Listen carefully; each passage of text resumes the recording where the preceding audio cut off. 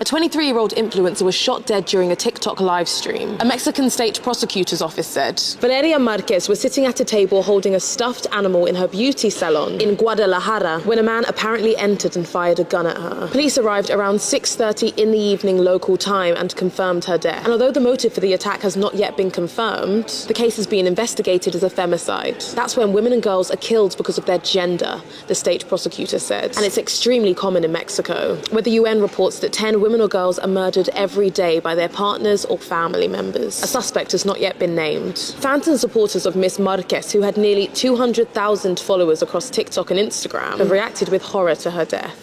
A TikTok live stream ended in terror when a 23-year-old beauty influencer was shot dead on camera at her salon in western Mexico. Valeria Marquez had thousands of followers on social media, where just moments before her death, she showed off a stuffed animal that was delivered to her. Then, in her final few seconds, she is seen looking into the distance right before she is shot dead. Jalisco state authorities said a man entered her salon and fired at her, and she had no vital signs when medics arrived.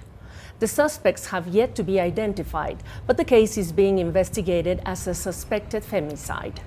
A rampant problem in Mexico, a country that has seen staggering level of violence against women and girls. A Port Noarlunga local is fighting for life, mauled by a shark during a morning swim. Others in the water, hearing his screams, race to the shore. An attack at a time when more and more sharks are being spotted on our coast. On the sand of Port Noarlunga Beach, a swimmer in trouble, bitten, now being treated in front of locals, watching on from the jetty. It's understood a local man was with his partner when witnesses say he ventured a little further. Divers also in the water as it all played out. When we surfaced, we saw the emergency vehicles here. We were told to come in. The woman had come back in, had heard her partner screaming, and as far as I know, either she went back out to help him or the Surf Life Saving Club came out. Emergency crews rushing in just before 10 this morning. The man with a bite wound on his thigh quickly moved to a waiting ambulance and onto Flinders Medical Centre with serious injuries. Tonight he's critical but stable. Any shark attack like that, you worry because of the blood loss, but naturally we're all lifesavers here and we care about the community and we just want to make sure people are safe. Dives were cancelled, beachgoers instead on the shore. A group of students set to take part in an aquatics program sent back to school. The Department of Education says they're being offered wellbeing support. By midday, the only activity on the water at Port Noarlunga was surf lifesaving boats, helped by some eyes in the sky. Searching for a predator and trying to work out what type of shark it was. This attack close to shore comes amid a recent spike in shark sightings in the shallows along South Australia's coast. It appears that the most likely reason why there are more sharks in the waters presently in South Australia is due to the algae bloom situation. In late 2023, a diver was bitten at this very spot, a 32-year-old woman mauled by a white pointer. At the time, considered rare here. Now, just 18 months on, another emergency, not deterring all from the water, but a risk some aren't willing to take. I don't want to go in. I love the idea of going in, but I'm not going to go in. The Albatross 2 drone is supposed to be a work of domestic Taiwanese engineering, but ahead of its mass production, there's a snag. It turns out some of its parts are made in China. China claims Taiwan, and it's Chinese forces these drones are built to repel. Yet inspectors only caught the Chinese parts at the last minute, when the military took delivery of early units. Now, concerned lawmakers are pressing the drone's maker over the potential security risks. 会不会以后无人机飞上去，不管侦测到什么、看到什么，其实资料还没有回传台湾，都已经回传到对岸了呢？这两型无人机都还没有量产，是在试研制的阶段。然后我们在试研制阶段，这个东西是从国外进口的。那进口以后，我们在进口检验的时候，发现里面的确有它的 SD 卡是中国制的，那我们就要求原厂要能更换。The defense minister too faced questions. When he pledged tighter controls once the drones go into mass production, lawmakers pressed for specifics. 哪一些是要飞后？就是这一个的标准是不是一致？我们分成5类。我比如说举个例子，你可不可能桌子这个绝对不需要说会录制嘛？那有一些我想比较大家很清楚，就是具有传输功能的，那我们当然就确定一定是不能够用。 How reassured lawmakers may be is hard to gauge. The issue of Chinese-made equipment in sensitive places is not a new one for Taiwan. Last year, Taiwan People's Party lawmaker Huang Guochang broke the news that army bases were using Chinese devices. An audit found Chinese-made network routers, data readers, and power inverters. Rocket fuel powder and some electrical components in Taiwan-made missiles have also been traced to China in the past. But with China the world's largest exporter, getting the parts Taiwan needs without the risk Chinese parts could bring won't be easy. Eason Chen and John... Sudan's capital, Khartoum, and the surrounding state still without electricity on Thursday evening. The area was hit by an unprecedented barrage of drone strikes overnight Wednesday, knocking out the power supply. The attack comes just weeks after the army celebrated the recapture of the city. Experts say the paramilitary Rapid Support Forces appears to have opened up a new phase in Sudan's civil war, which has entered its third year. It switched tactics from ground assaults to long-distance drone attacks on power stations, dams and other infrastructure in army-held territory. On Wednesday, the RSF attacked 3 power stations in the city of Omdurman across the Nile from Khartoum. But it's also repeatedly hit the wartime capital of Port Sudan, which up until now has been seen as a safe haven for government officials, diplomats and humanitarian organizations.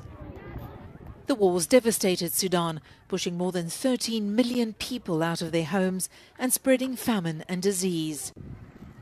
Tens of thousands of Sudanese have died in the fighting.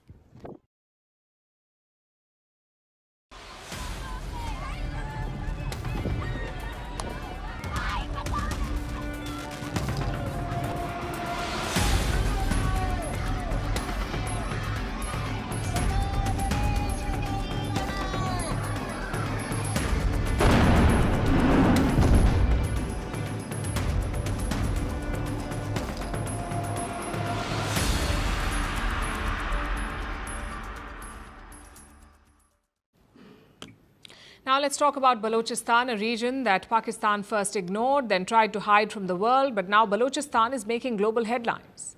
This is the largest province of Pakistan, the richest in natural resources, the lowest in population, and the worst sufferer at the hands of the Pakistani state. This province is on edge. Violence is escalating here, and calls for independence are growing louder. Over the past few months, Baloch fighters have stepped up their campaign, and at the center of it is the BLA, the Baloch Liberation Army. This is a group of separatists. They have launched a wave of attacks on the Pakistani establishment, in particular the Pakistani military. This month, the BLA launched a new operation. They're calling it Herof 2.0. Now, reports say Herof means black storm in the Balochi language. Some interpretations also say it means revenge. Whatever the meaning, the impact has been devastating for Pakistan. The BLA has targeted 58 locations so far. 58 locations this month, targeted by the Baloch Liberation Army. They have launched 78 coordinated attacks, mostly hitting military outposts and key transport routes. Now look at what happened yesterday. The BLA carried out 7 attacks in 24 hours. One group took control of a highway, they stopped vehicles, they checked trucks, and they targeted convoys. But why transport convoys? The BLA says they were looting Balochistan's mineral wealth. That is why. Next, they stormed a checkpost and set it ablaze. In another location, the BLA attacked Pakistan's military, and this operation went on for 25 minutes. The Balochis used automatic weapons and rocket launchers. 2 Pakistani soldiers were killed, 5 others were injured. Now, there's been a flood of such reports. Some accounts contradict each other. It is difficult to verify each and every report, also because Balochistan remains isolated and cut off from the world. But not for very long, because this campaign is gaining momentum. The campaign to free Balochistan, it is growing bigger with the help of social media. Key words like Republic of Balochistan are trending. So is the Baloch Liberation Army and Balochistan Independence. In recent days, Baloch activists have made a direct appeal to India. They have announced The Republic of Balochistan, that's what they're calling it, the Republic of Balochistan. They have declared Balochistan's independence from Pakistan, and now they want diplomatic support. They want international visibility. One activist drew parallels with 1971, urging India to support them like India supported Bangladesh in 1971. He said India should host a symbolic Baloch embassy in New Delhi. They're also trying to draw the attention of the United Nations. Now, this is a bold statement, largely symbolic, but also a reflection of how the people of Balochistan feel. They've been persecuted and wronged by Pakistan's political leadership. They've been victimized by Pakistan's military with brutal killings and forced disappearances. And as they raise their voice again, Pakistan is cracking down hard. There are reports of raids, arrests, and military crackdowns. Last month, Asim Munir issued a warning. That's the army chief of Pakistan. He issued a warning, and this is what he said. We will beat the hell out of these terrorists very soon. It was meant as a threat to silence the Baloch separatist movement. But it has only fueled the fire.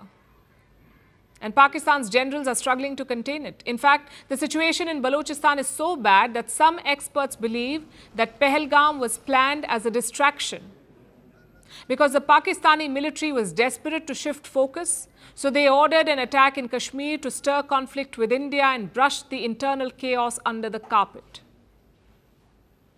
Unfortunately for them, the strategy has not worked. If anything, it has backfired. The crisis at home is getting harder to contain and impossible to hide for Pakistan. At First Post, we are choosing to hold on to accuracy. That means we won't always be first. We may not get you your breaking alert, but what you will get is what we owe you, and that is the truth. Verified, checked, and cross-checked. We rely on sources and verified ones. After all, that's what separates a journalist from a loudspeaker. But sometimes even we miss a beat, and when we do, we will tell you. Like yesterday, we ran visuals from a registered news agency. That visual turned out to be fake, so we are taking accountability. And from now on, we will cite the source of every visual, every picture, every video that you see on First Post will have a source mentioned. That is our commitment to you. We will wait, we will verify, we will ask again, and only then will we tell you. No noise, no panic, just the facts. Because right now, that is what the country needs most. The sanctions have especially hit the court's chief prosecutor, Karim Khan, who has lost access to his email and had his bank accounts frozen.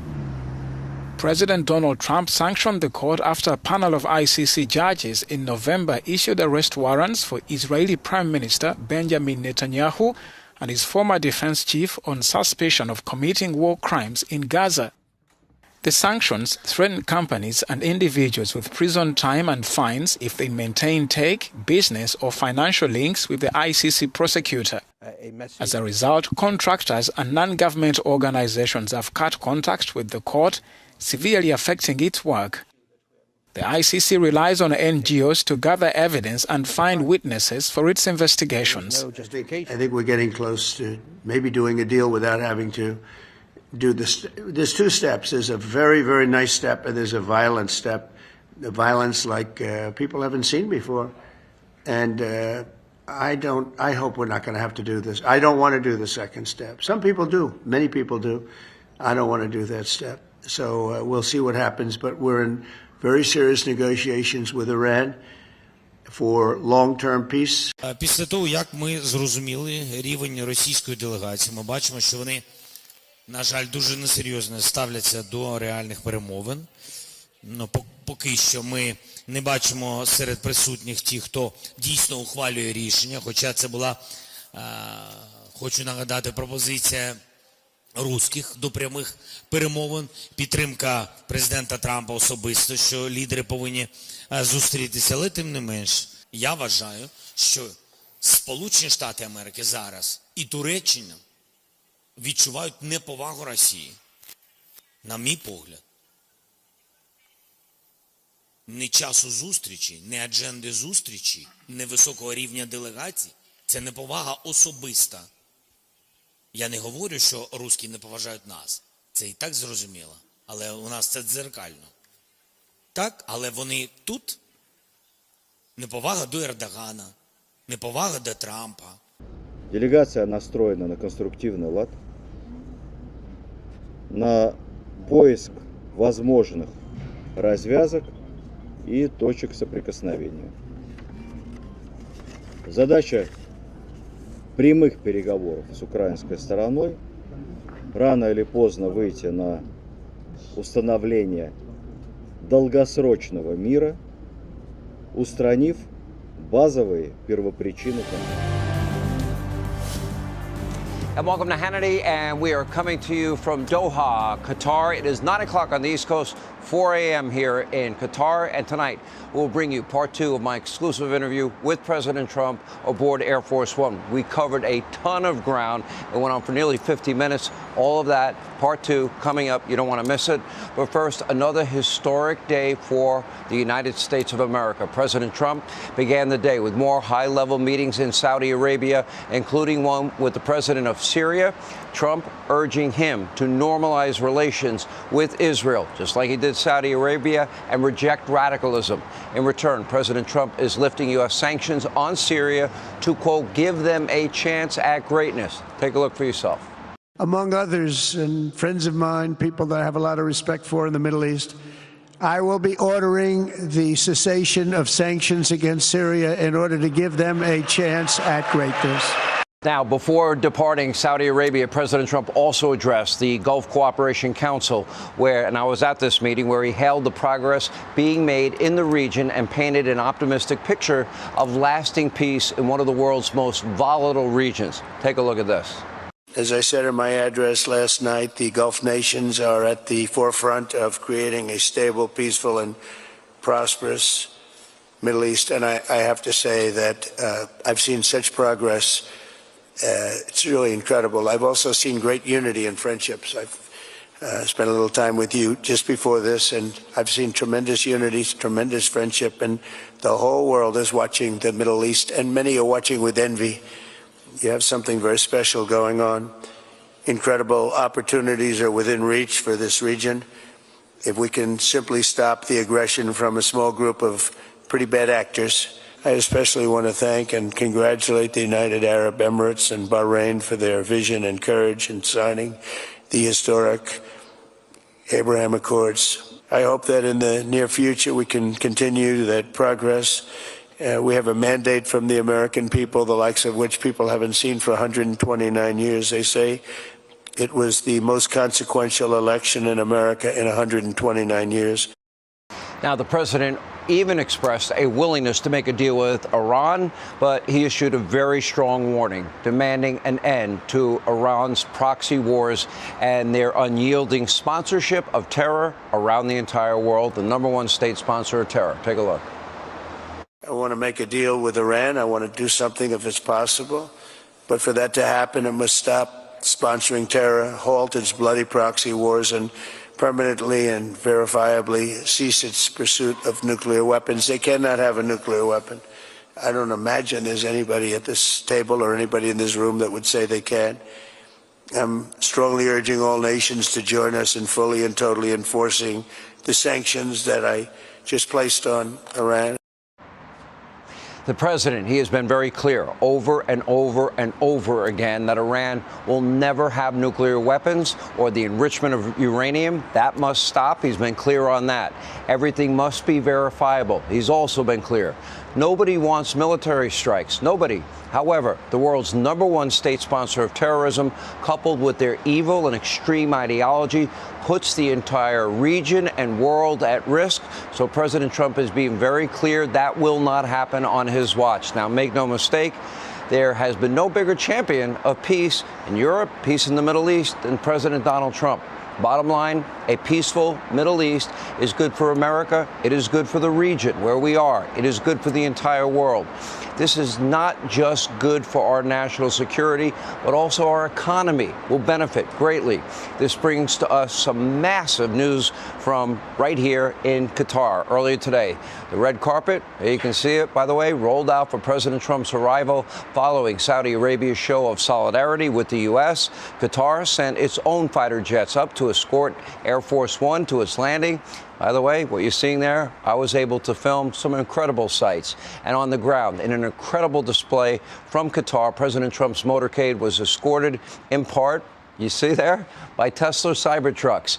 Anyway, just as they did yesterday in Riyadh, American flags were lining the streets of Doha as President Trump made his way to a meeting with the leader of Qatar right here, where, by the way, he did continue to deliver more victories for America and the American people, adding on to yesterday's $600 billion commitment from the Saudis yesterday, with a commitment to go up to $1 trillion, including nearly $150 billion purchased in weaponry. This trip could yield well over $1 trillion in the coming months. That means high-paying career jobs for the American people, and we are now nearing the $10 trillion in monies committed towards American jobs and manufacturing of things like, that are important, semiconductor chips, pharmaceuticals that will manufacture in America, automobiles will manufacture in America.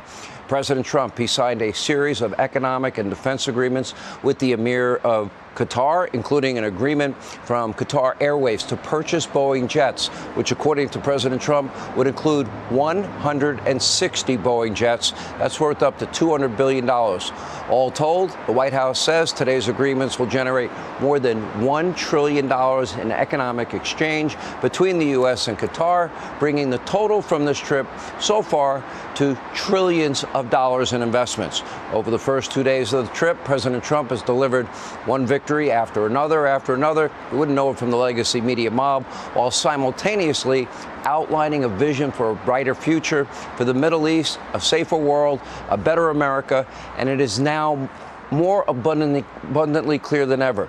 In order to counter Iran, the Middle East has to go all in on Donald Trump and the United States and buy into peace, reject radicalism, don't turn a blind eye to radicalism, embrace the relationship of this historic trip. Are you disappointed in the level of the delegation that the Russians sent to Turkey? I don't know anything about it. I'm not disappointed in anything. Who are you from? BBC News. I'm not disappointed. What would I be disappointed? We just took in $4 trillion, and he says, are you disappointed about a delegation? I know nothing about a delegation. I haven't even checked. Look, nothing's going to happen until Putin and I get together, okay? And obviously he wasn't going to go. He was going to go, but he thought I was going to go. He wasn't going if I wasn't there. And I don't believe anything's going to happen, whether you like it or not, until he and I get together. But we're going to have to get it solved because too many people are dying. Thank you. You're going to land right now. Thank you. غارتگران دنیا، کسانی که دنیا رو غارت میکنن، کسانی که ناامنی رو در دنیا ایجاد کردن، میگن ایران ناامن کرده منطقه رو. ما در ایران ناامن کردیم، یا اسرائیلی که با تمام قوا داری تو ازش دفاع میکنی منطقه رو به خاک و خون کشیده. ما با مشکل مواجهیم.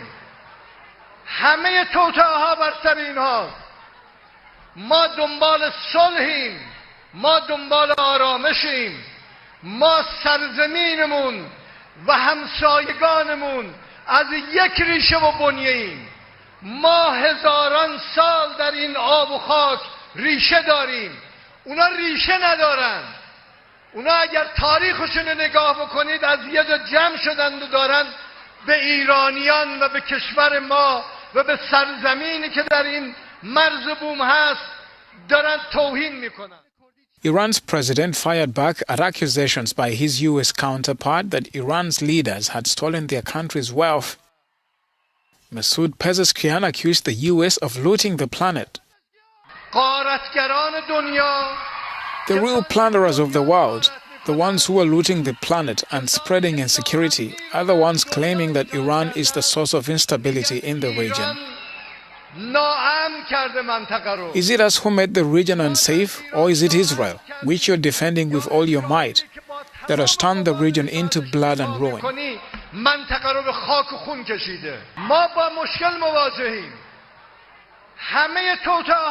Yes, we are facing problems, but all the conspiracies come from them. We seek peace, we seek calm. We and our neighbors share common roots, We've had our roots in this land for thousands of years. They have no roots. If you look at their history, they've been gathered from all over, and now they insult Iranians, our country, and this land within our borders.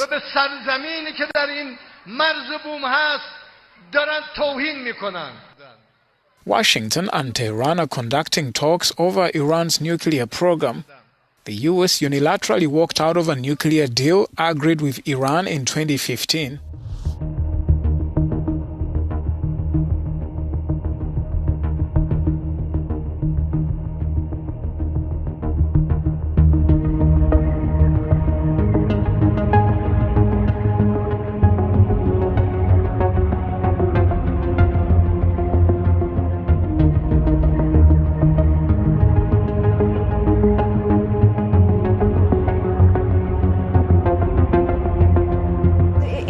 Projections, numbers. What's your hunch? Is the U.S. going to go into recession or not? Look, I'm going to defer to economists who give it about a 50% chance. I think all these things are probably inflationary a little bit more and slowing down the economy. If there's a recession, I don't know how big it'll be or how long it'll last. Hopefully we'll avoid it, but I wouldn't take it off the table at this point. Not taking it off the table. Hi again, everybody. It's now 5 o'clock in New York. No need to get your ears checked. You heard that right. A recession is very much on the table, according to J.P. Morgan Chase CEO Jamie Dimon. Of course, it's one thing to predict economic pain, but to see it start to happen to real people, that's another thing entirely, and the part of the story we've been watching for closely. Today, a toxic tangle of tariffs, volatility, and supply chain issues, among other things, is making this self-inflicted economic crisis exponentially more real and tangible for Americans from coast to coast, up and down the economic spectrum. We've spoken at length about what will happen to small business owners and smaller retailers in the days and weeks to come. But what about the big ones, like the biggest? Walmart is as big as they come, as in our nation's largest private sector employer and the world's largest retailer. Put 10 Americans in a room and 9 of them would live within 10 miles of a Walmart. Well, this afternoon, it appears that Goliath, Walmart, will begin the process of raising costs of goods on consumers, even after this week's new China trade deal. During the company's quarterly earnings call, CEO Doug McMillon suggested this, quote, given the magnitude of the tariffs, even at the reduced levels announced this week, we are not able to absorb all the pressure, given the reality of narrow retail margins. Shortly after that, Walmart's CFO, John David Rainey, emphasized that earnings are still strong, but then he added this. Our goal, though, we're wired to keep prices low for customers. But the level of tariffs that have been proposed is pretty challenging for all retailers, for suppliers, and certainly our concern is that consumers are going to feel some of that. So we're going to keep prices as low as we can for as long as we can for our customers and members. Those tariff-related price hikes, according to him, to Rainey, could start toward the end of this month. It is a game-changing economic and political development, according to Neil Saunders, managing director at retail consultancy Global Data. Quote, if Walmart's coming out with its scale and its buying power and its focus and saying that prices are going to rise, everyone else is going to have to follow suit. Walmart is firing the starting gun on a period of price increases. And so we'll return to where we began, that a recession in this country is, quote, not off the table, end quote. It's where we start the hour with some of our favorite reporters and friends. CNBC senior economics reporter Steve Leisman is back. Also joining our conversation, David Frum, staff writer for The Atlantic, host of the new video podcast, The David Frum Show. And with me at the table for the hour, former Democratic Senator, MSNBC political analyst, our friend Claire McCaskill. Steve, I start with you. Well, I think the way to think about it, Nicole, is that if you think about a hurricane approaching, all right, well, the hurricane's a bit smaller than it was before, and that metaphor kind of gets to the idea that the tariffs on China are lower, but it's still a hurricane. And so what we're seeing right now are kind of those first clouds that come across. And we saw those clouds in a bunch of places. The Walmart thing you mentioned is out there. Recession chances and probabilities for many of the economists I'm talking to are lower, but still considerably elevated. Think about 15% probability being about a normal distribution for the chance of a recession in any given year. Well, now they're still in the 40 to 50% range. They're not in 60%, but they're still relatively elevated. We saw a very interesting development in the wholesale price report. Not to get too in the weeds, but it looks like the first inclination of the people importing products into the United States was to take it on the chin in profits.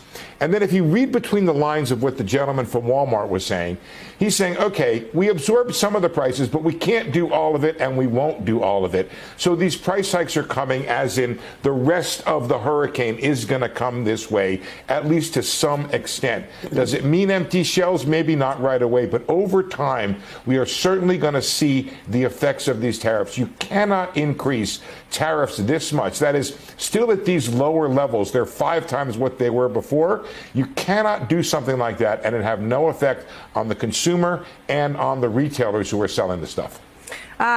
Steve, I like the hurricanes. I feel like we are in the eye right now where the live shots are always eerily quiet, but there are things swirling all around.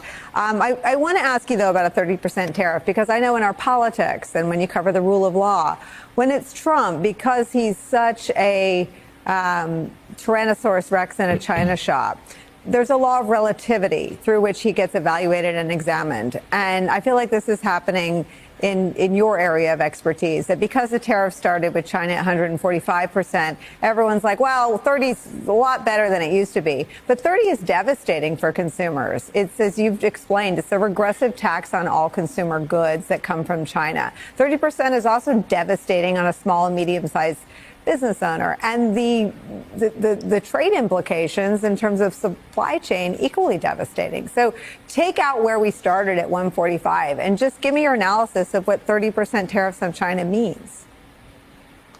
Well, you know, you said it very well, because there's this bit of a dichotomy going on in the stock market right now, which has come back on this relief that you're talking about. Hey, it's not 145%. We are not inevitably careening towards that recession. There's still perhaps some chance, again, that the storm perhaps passes us by, or only we get a glancing blow. But when economists and people at the Federal Reserve look at it, they're like, hey, this is still a 5-time increase in the tariff rate. So what does it mean? You think about somebody like Walmart. They have thousands of products to which to spread out the cost.